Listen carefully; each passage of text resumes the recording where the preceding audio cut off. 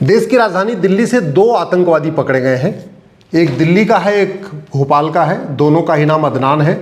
एक 19 साल का, एक 20 साल का है। 19 और 20 साल की अवस्था में जब बीए, बीएससी, बीकॉम करना चाहिए, इंजीनियरिंग करना चाहिए, मेडिकल करना चाहिए, कुछ और प्रोफेशनल कोर्स करना चाहिए, उस समय ये दो के दोनों अदनान आईएएस के लिए काम कर रहे हैं, दिल्ली में बैठ के काम कर रहे हैं और भारत को बर्बाद करने की प्लानिंग कर रहे हैं। आप जब सोचिए, अगर ये दिल्ली तक पहुंच सकते हैं तो मुर्शिदाबाद तो इनके लिए पहुंचना बहुत आसान है। बिहार, बंगाल, असम और बाकी अन्य स्थानों में पहुंचना बहुत आसान है अगर वो देश की राजधानी दिल्ली में ये काम कर सकते हैं। और दिल्ली में टारगेट क्या था उनका? साकेत माल, जो दिल्ली का सबसे हाई प्रोफाइल माल माना जाता है, जहाँ पे सांसद, विधायक, मंत्री आते हैं, उनके बच्चे आते हैं, सुप्रीम कोर्ट के जज, हाई कोर्ट के जजेस जाते हैं, उनके बच्चे जाते हैं, जहाँ पूरे जो विदेशियों के राजदूत हैं जो भारत में रहते हैं वो विद फैमिली साकेत माल में जाते हैं। वो उसको उड़ाने की प्लानिंग कर रहे थे और वहाँ की पार्किंग को भी उड़ाने की प्लानिंग कर रहे थे। साकेत माल क्यों उड़ाना चाहते थे? पूरी दुनिया में खबर जाएगी कि इतने सांसद मारे गए, इतने विधायक मारे गए, इतने उनके बच्चे मरे, इतने जज के बच्चे मरे, या इतने एम्बेसीज के लोग मरे, विदेशी राजदूत मरे।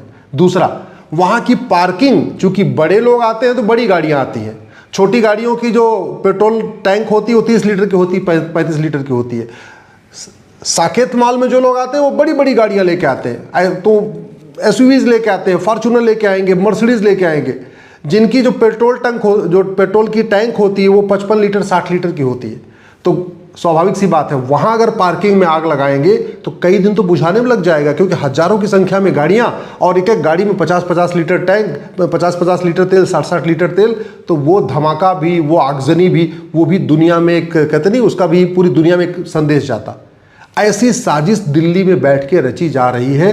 दिल्ली के लोग, एनसीआर के लोग कितने खतरे में हैं इसका अंदाज़ा शायद आम जनता को नहीं है, लेकिन एजेंसीज को पता है। धन्यवाद दूंगा दिल्ली पुलिस को कि उन्होंने समय रहते इन दोनों आतंकवादियों को पकड़ लिया, नहीं तो साकेत का जो मॉल है वो भी उड़ा देते, वहाँ की जो पार्किंग है वो उसमें भी आग लगा देते और गाड़ियाँ जलती तो आसपास के मोहल्लों में भी आग लग जाती। इन्होंने आईएएस के जो खलीफा है उनके प्रति शपथ लिया था और उन्होंने तय किया था कि हम आईएएस के लिए भारत में लोगों को इकट्ठा करेंगे। 20 फर्जी अकाउंट बना रखा था सोशल मीडिया का और उसके जरिए लगभग 100 लोगों को अब तक ये आईएसआई के साथ जोड़ भी चुके हैं। 19 साल और 20 साल की उम्र है, 20 फर्जी अकाउंट चल रहे हैं और 100 लोगों को अब तक ये भर्ती भी कर चुके हैं। इसमें से जो एक भोपाल वाला अदनान है, भोपाल वाला अदनान ने ज्ञानवापी वाले केस में जज को धमकी दिया था। ये जो भोपाल वाला अदनान है ये खिलजी के नाम से फर्जी अकाउंट बना के चलाता था, इंस्टाग्राम अकाउंट, और खिलजी के नाम के अकाउंट से इसने रवि दिवाकर जी को धमकी दिया था जब उन्होंने ज्ञानवापी में सर्वे कराने का आदेश दिया था। 1 साल के लिए जेल भी गया था, लेकिन फिर वही सुप्रीम कोर्ट का अरनेश कुमार जजमेंट आ गया, उसके वकील लेके पहुंचे, बोले भाई साहब सुप्रीम कोर्ट का अरनेश कुमार जजमेंट है, ये कहता है जी आप जेल में तो रख नहीं सकते ज़्यादा दिन, तो इसको बेल मिल गई। और बेल मिल गई, अब ये दिल्ली को उड़ाने की तैयारी कर रहा था। अगर जेल में रहता, अगर जब इसने पहली बार रवि कुमार दिवाकर को धमकी दिया उसी समय इसका narco polygraph brain mapping test हो जाता और इसको 20-50 साल सजा हो जाती, इसकी प्रॉपर्टी जब्त हो जाती, इसकी सिटीजनशिप खत्म हो गई होती, तो आज ये दिल्ली को उड़ाने की साजिश नहीं रचता। मैं पहले भी कई बार कह चुका हूं, भारत में जो अलगाववाद है, आतंकवाद है, जिहाद है, मजहबी उन्माद है, इसके लिए जितना जिम्मेदार सरकार है उतना ही जिम्मेदार सुप्रीम कोर्ट है। क्योंकि सरकार को भी कानून बनाने में पता नहीं क्यों इतना उसको सोचना पड़ रहा है कि विदेशों, जो अमेरिका के कानून है, सिंगापुर के कानून है, चीन के कानून को भारत में ले ले। और दूसरा, सुप्रीम कोर्ट के जजेस को मानवाधिकार की चिंता रहती है। ये जो दोनों अदनान दिल्ली में बैठ के दिल्ली को उड़ाने की तैयारी कर रहे थे, शॉपिंग मॉल को उड़ाने की तैयारी, उनको पता था यहाँ खूब मानवाधिकार की बात होगी, हम पकड़े जाएंगे तो कहेंगे जब तक साबित नहीं हो जाता तब तक हम निर्दोष हैं, तो एक काम करो इनको जमानत दे दो। अरनेश कुमार जजमेंट है ये सुप्रीम कोर्ट का। अरनेश कुमार जजमेंट दिखा दिखा के अलगाववादी भी अपनी जमानत ले रहे हैं, आतंकवादी भी अपनी जमानत करा रहे हैं, माओवादी भी जमानत करा रहे हैं, नक्सली भी जमानत कर रहे हैं, साइबर फ्रॉड वालों की भी जमानत हो रही है, घूसखोर, कमीशनखोर, दलाल, कटमनी, तोलाबाजी, हवालाबाजी, नशा तस्करी, मानव तस्करी, सोना तस्करी, हथियार तस्करी, जितने भी अपराधी हैं सब वो सुप्रीम कोर्ट का अरनेश कुमार जजमेंट दिखाते हैं और डिस्ट्रिक्ट कोर्ट के जज और हाई कोर्ट के जज मजबूर हैं कि उनको जमानत दे दें। ये चल रहा है भारत में। मुझे समझ में नहीं आ रहा इसको हम कब सोचेंगे कि मानवाधिकार मानव का होता है, दानव का नहीं। एक सवाल जरूर यहाँ बनता है कि भारत का अदनान आईएसआईएस के लिए काम क्यों करता है, चीन, जापान, सिंगापुर का अदनान आईएसआईएस के लिए काम क्यों नहीं करता? अदनान तो वहाँ पे भी है। आखिर भारत का अदनान भारत में बैठे बैठे, भारत की राजधानी में बैठ के वहाँ के सबसे बड़े शॉपिंग मॉल को उड़ाने की तैयारी करता है, प्लानिंग करता है, 12 बार रेकी करता है।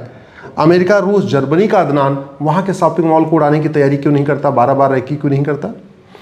भारत का अदनान भारत में बैठे बैठे भारत के खिलाफ साजिश करता है। अरब, दुबई, कुवैत का अदनान अरब, दुबई, कुवैत के खिलाफ साजिश क्यों नहीं करता? इस पर सांसद, विधायक, मंत्री के साथ साथ माननीय सुप्रीम कोर्ट के जजों को भी सोचना पड़ेगा। मैं पहले भी कह चुका हूं, फिर कह रहा हूं, भारत की कोई समस्या लाइलाज नहीं है, भारत की कोई समस्या विश्वव्यापी नहीं है। जो समस्याएं भारत में है, अरब, दुबई, कुवैत, बहरीन में नहीं है। जो समस्याएं भारत में है, चीन, जापान, सिंगापुर में नहीं है।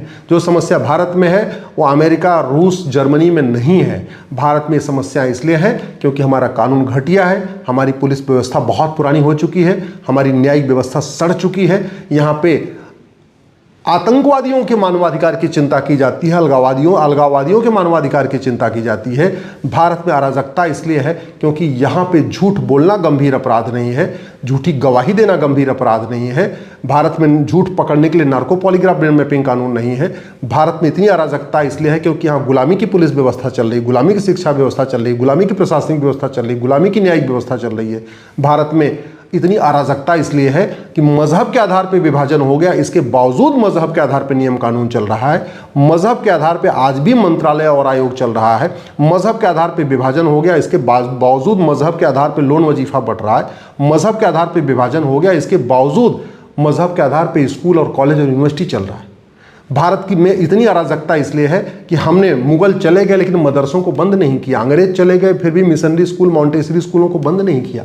कहते हम आज़ाद हो गए, 75 साल से हम आज़ादी की वर्षगांठ मना रहे, लेकिन आज तक हमने अपनी जो भारतीय चिकित्सा व्यवस्था थी, जो वैदिक चिकित्सा व्यवस्था थी, जिसमें वसुधैव कुटुंबकम सिखाया जाता था, नारी तू नारायणी सिखाया जाता था, सर्वमंगल मांगल्य सिखाया जाता था, सर्वे भवन सुखना सिखाया जाता था, जिसमें अष्टांग योग सिखाया जाता था, जिसमें यम नियम का पालन करना सिखाया जाता था, जिसमें धर्म क्या है ये सिखाया जाता था, उस शिक्षा व्यवस्था को हमने लागू नहीं किया। भारत में अराजकता इसलिए चल रही है कि अधर्म को भी प्रोटेक्ट किया जाता है रिलीजन के नाम पे। धर्म का उल्टा अधर्म होता है, धर्म का उल्टा अधर्म होता है, और अधर्म का नाश करना ये सरकार का कर्तव्य है। अधर्म का नाश करना ये सुप्रीम कोर्ट का कर्तव्य है। अधर्म का नाश करना ही कलेक्टर, कप्तान और जज की ड्यूटी है। दुर्भाग्यवश कलेक्टर, कप्तान, जज हर जगह कहीं न कहीं उनको अधर्मियों के मानवाधिकार की चिंता है, इसलिए भारत में अराजकता है। तो समाधान क्या है? समाधान ये है कि सबसे पहले यहाँ पे समान शिक्षा लागू किया जाए। मजहब के आधार पे जो इतने ये Montessori school, missionary school, Macaulay school और मदरसे चल रहे, इनको बंद किया जाए। कम से कम 10वीं तक समान शिक्षा लागू किया जाए, तब हमारी आने वाली पीढ़ियाँ बचेंगी, तब देश सुरक्षित होगा। मजहब के आधार पर जितने भी कानून चल रहे हैं, चाहे पारसी के लिए अलग चल रहे हैं, क्रिश्चियन के लिए अलग चल रहे हैं, मुस्लिम के लिए अलग, इनको सबको खत्म करके समान नागरिक संहिता लागू किया जाए। मजहब के आधार पर समान धर्मस्थल संहिता लागू किया जाए। मठ मंदिर सरकार के कंट्रोल में, एक भी चर्च सरकार के कंट्रोल में नहीं, एक भी मस्जिद सरकार के कंट्रोल में नहीं। ये भेदभाव बंद होना चाहिए। एक यूनिफॉर्म एंडाउमेंट कोड होना चाहिए। समान दान संहिता, समान धर्मस्थल संहिता, समान संपत्ति संहिता होनी चाहिए। मजहब के आधार पर जो वक्फ बोर्ड, वक्फ ट्रिब्यूनल चल रहा है, ये बंद होना चाहिए। सबके लिए एक यूनिफॉर्म कानून बनना चाहिए, यूनिफॉर्म एंडाउमेंट कोड होना चाहिए। जो अंग्रेज़ों के समय में ज़मीन बांटी गई थी 99 साल की लीज पे चर्चेज, मिशनरीज को, वो ज़मीन वापस लेना चाहिए। जो अंग्रेज़ों के समय में या अंग्रेज या देश आज़ाद होने के बाद वक्फ बोर्ड ने 40 लाख एकड़ ज़मीन पे कब्जा कर रखा है, वो ज़मीन वापस लेना चाहिए भारत में। अब मजहब के आधार पर अगर भेदभाव चला तो भारत की बर्बादी तय है। भारत को अगर बचाना है तो हमें गुलामी की शिक्षा के साथ साथ गुलामी की पुलिस व्यवस्था बदलनी पड़ेगी, गुलामी की प्रशासनिक व्यवस्था बदलनी पड़ेगी, गुलामी की न्यायिक व्यवस्था बदलनी पड़ेगी, घुसपैठ नियंत्रण कानून बनाना पड़ेगा, धर्मांतरण नियंत्रण कानून बनाना पड़ेगा, जनसंख्या नियंत्रण कानून बनाना पड़ेगा। भारत को अगर बचाना है तो जो बाहर से फंडिंग आ रही है भारत को बर्बाद करने के लिए, चाहे वो काला धन से फंडिंग हो रही है, चाहे हवाला के जरिए फंडिंग हो रही है, FCRA के जरिए फंडिंग हो रही है, या जैसे भी फंडिंग हो रही है, इसको रोकने के लिए कानून बनाना पड़ेगा। इन 2 आतंकवादियों ने 20 अकाउंट बना रखा था फर्जी नाम से। क्यों? क्योंकि हमारे देश में भारतीय न्याय संहिता में फर्जी अकाउंट बनाना और फर्जी अकाउंट चलाना कोई गंभीर अपराध नहीं है। अगर भारत को बचाना है तो फर्जी सोशल मीडिया अकाउंट बनाने को गंभीर अपराध घोषित करना पड़ेगा, फर्जी डॉक्यूमेंट बनाने को गंभीर अपराध घोषित करना पड़ेगा। भारत को बचाना है तो फर्जी आधार, फर्जी राशन कार्ड, फर्जी ड्राइविंग लाइसेंस, फर्जी बर्थ सर्टिफिकेट, फर्जी वोटर ID बनाना और बनवाना दोनों को जघन्य अपराध घोषित करना पड़ेगा। और सबसे बड़ी बात, जो अपराध पैसे के लिए किया जाता है, जैसे ये दोनों अदनान काम कर रहे थे ISIS के लिए, क्योंकि इनको विदेशों से फंडिंग आ रही थी, हवाला के जरिए फंडिंग आ रही थी। तो जब तक जो काम पैसे के लिए होता है, चाहे वो पैसे के लिए घुसपैठियों की मदद की जाती है, पैसे के लिए धर्मांतरण कराया जाता है, पैसे के लिए लफ्ज़ जिहाद किया जाता है, पैसे के लिए ISIS के लिए जो काम करते हैं, जो भी काम पैसे के लिए किया जाता है उसमें 100% प्रॉपर्टी जब्त करने, नागरिकता करने और साल भर के अंदर फांसी देने के लिए कानून बनाना पड़ेगा, तब देश सुरक्षित होगा। नहीं तो आज के नेता, अभिनेता, लेखक, बुद्धिजीवी, पत्रकार, कलमकार 20 से 25 साल के बाद आपके बच्चों को बचाने नहीं आएंगे। लेकिन जिन कानूनों की मैं बात कर रहा हूं, अगर ये कानून बन गए तो आपकी आने वाली पीढ़ियां सुरक्षित रहेंगी।